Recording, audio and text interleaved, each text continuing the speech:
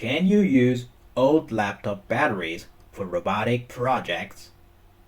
Well, kind of yes, but watch this video to the end to see what challenges you're gonna get.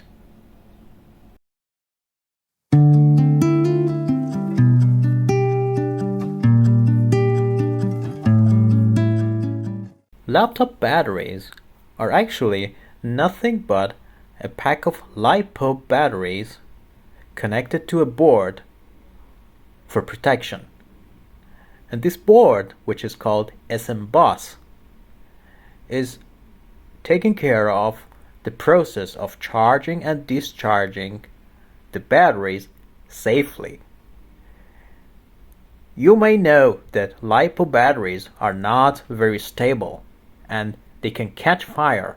Watch this guy setting fire to LiPo batteries on purpose in a controlled way to see how big the fire is. To be honest, you don't want to mess with LiPo batteries. Attention, this video takes no responsibility of whatever could happen to you. We encourage you to take all safety measures when working with LiPo batteries. LiPo batteries are very dangerous, and if they catch fire, they could set the whole room on fire, and you don't want that, so please be careful.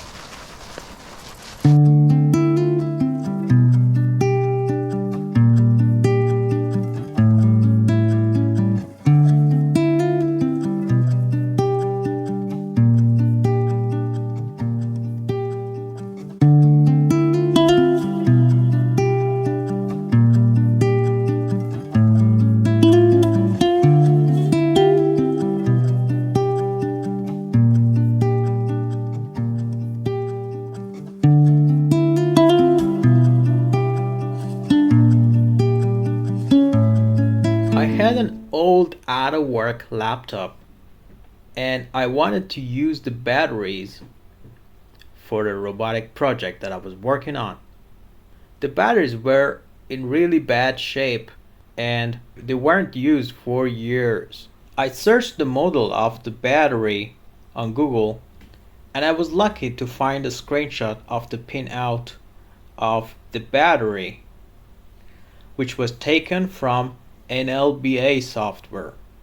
Now, NLBA is a device combined with a software that its main purpose is to communicate with the SM-BUS of the laptop's battery in order to lock or unlock or check the status of one by one of the LiPo batteries connected to the board. Now, I didn't want to use NLBA. That's why I made this video to make it easier for you to be able to use the laptop's battery without this kind of device. So as you know, the laptop's battery is designed to work with the laptop's circuit, and without the laptop circuit it doesn't provide the voltage on the VCC or VBAT or the plus pin. Why is that? Because it needs to be attached to the motherboard. Now, one of the pins, or maybe two of the pins of the battery, is called system present. If it's connected to the ground pin, then it would realize that it is attached to a device, and then it would provide the voltage. So the first thing you need to do is to find the pinout of your battery model. The pinout is actually telling you which one of the pins is doing what. So basically all we need is the ground, the VBAT, and the system present. Only three of the pins is required to work with the laptop's battery. Like I said, connect the system present pin to the ground and then you got voltage. But for my case, I didn't get any voltage even though I connected the system present to the ground. The reason for that was that one of the pairs was under voltage and this caused the board to block the usage. So for safety reasons, the SM bus of the laptop battery had locked the voltage in order to protect the user. So I started powering up or charging each pair using the 1S LiPo charger, and it took hours of charging for each pair until the LED of the charger became blue. So in the beginning it was red, then after charging it became blue. So after I charged the 3 pairs one by one and the LED of the charger became blue, I connected the system present pin to the ground, and then I had voltage on the VBAT. That means the battery had unlocked itself without using NLBA or similar devices. And this allowed me to use the old laptop battery on my robot, and I was using it normally as if the battery was attached to a laptop, and it would charge and discharge very normally like it would with a laptop. For 2 months I was charging and discharging, and my robot was moving without any wire attached to it, without any problem, until after 2 months it went to a locked state again and the batteries didn't work again. So like the first time, I tried to charge the pairs manually with the 1S LiPo charger, but this time, no matter how many hours I spent charging the batteries, the board wouldn't unlock and let me use the batteries. My guess was that the thermal fuse had blown.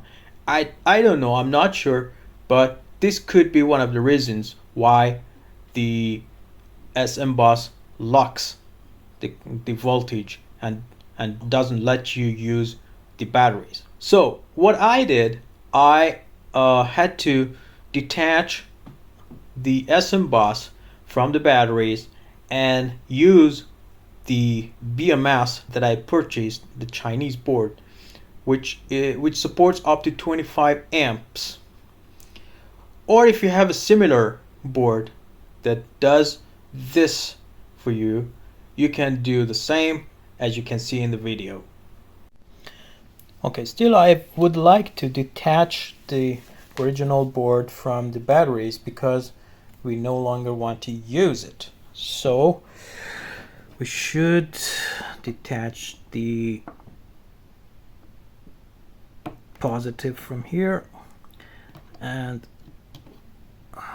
negative from here, and here there is a thermal sensor connected to the board.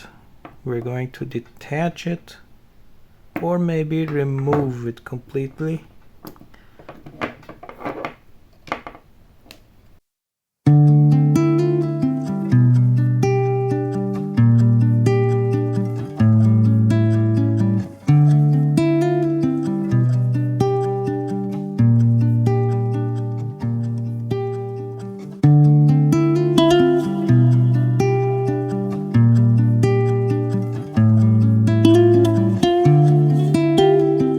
Finally.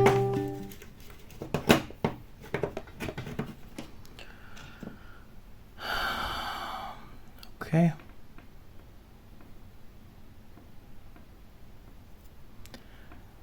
Goodbye the old board. Hello new world.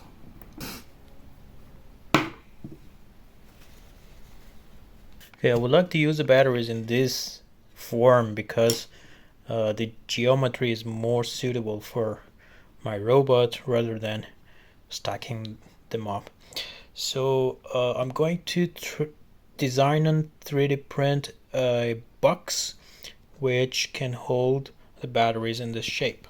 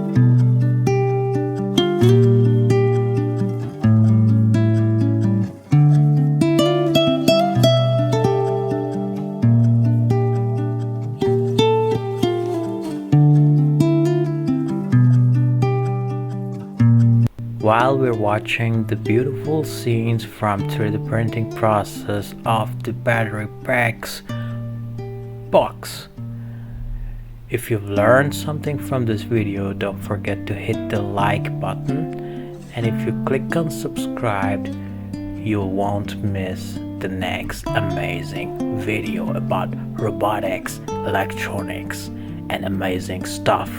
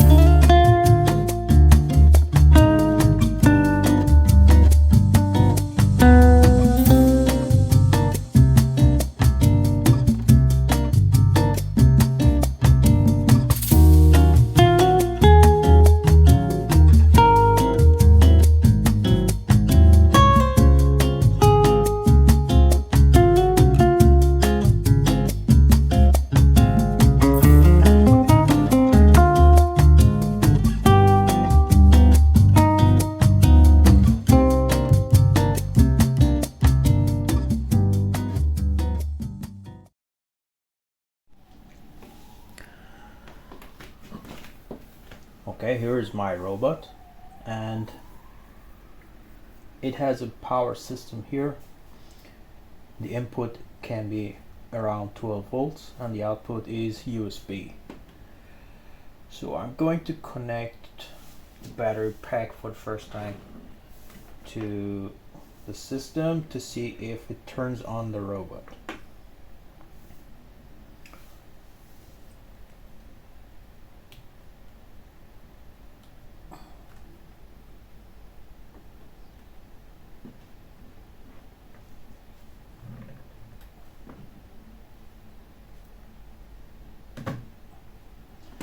Yes, it does, and it seems to be fine. And I'm going to control the robot from my laptop. Yeah.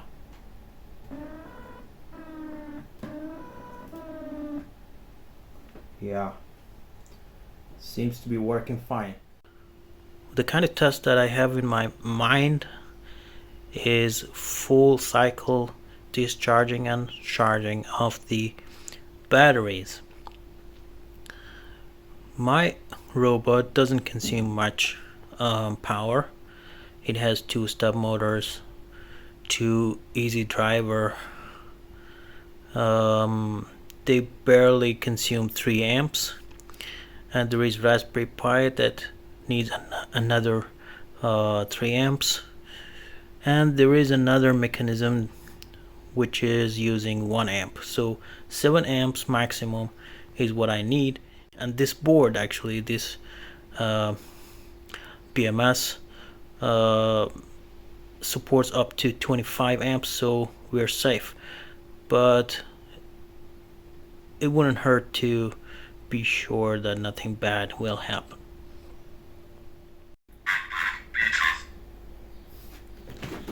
I'm back, bitches. So we got 11 volts on the batteries, but we got nothing on the output. Actually, half a volt. But half a volt is not enough for turning this on.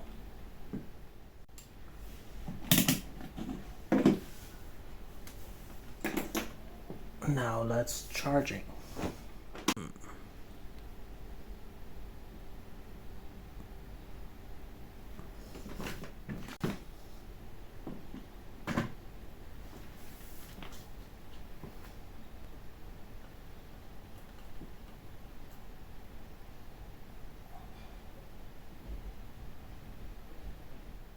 After a few minutes of charging, I'm going to unplug the adapter to see what happens. The charger. Okay. Now we're on battery. And it works.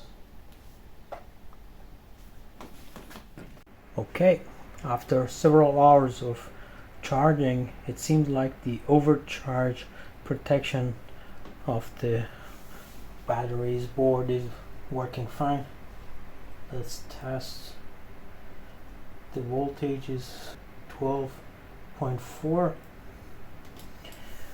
and it seems like there is no catching fire for charging excessively. So let's disconnect the input charger and let it run on battery from now on.